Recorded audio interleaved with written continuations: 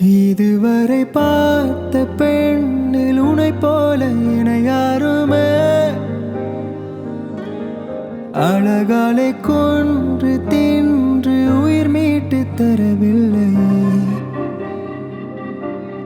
இதுவரை பார்த்த பெண்ணில் உனை போல என